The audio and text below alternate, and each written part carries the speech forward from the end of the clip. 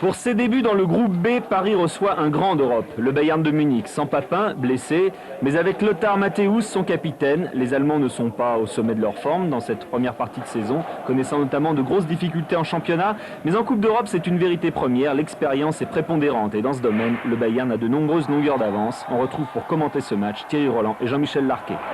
Lama, regardez comme les premiers défenseurs allemands se replient. Ils vont le subir, semble-t-il, les Allemands. Roche. Oh oui, bien joué. Bien joué. Oh, que c'est dommage. Superbe action de Georges Weah.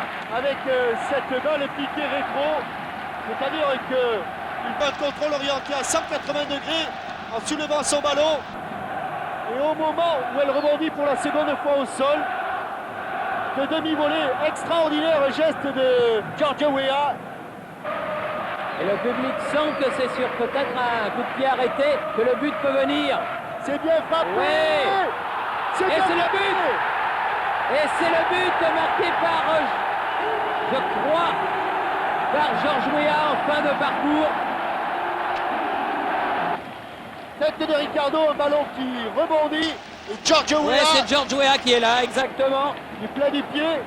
Le tout à la 40e minute. Ça allait piquer. Il est trop petit, Choupe. Et Kahn qui intervient trop tard. Suter. Avec Nerlinger.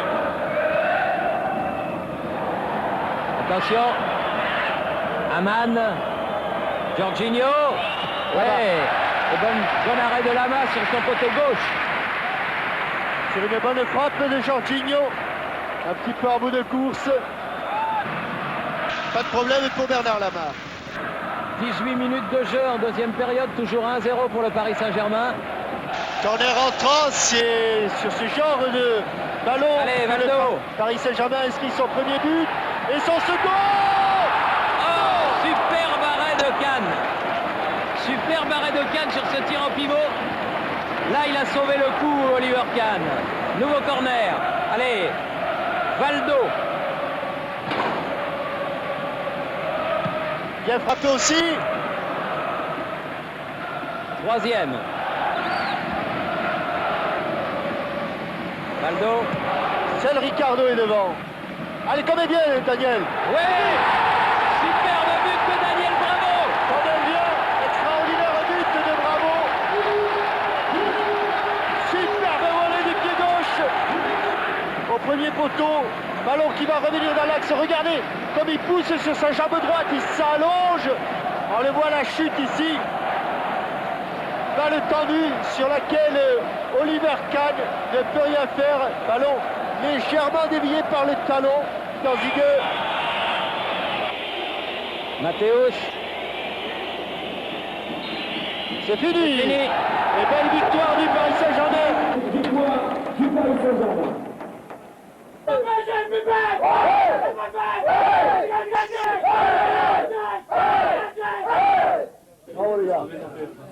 Commencer par une victoire, c'est quelque chose qu'on espérait parce que ça va permettre de mieux aborder la suite de la compétition.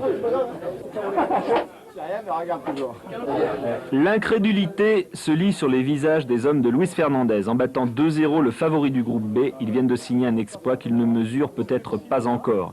Mais ce qui surprend le plus les observateurs, c'est la marge de sécurité dans ce match des Parisiens par rapport à leurs adversaires. Dans presque tous les domaines, Paris s'est imposé, créant une onde d'épanouissement à tous les postes. Daniel Bravo, promu depuis peu milieu relayeur, a par exemple marqué un but superbe.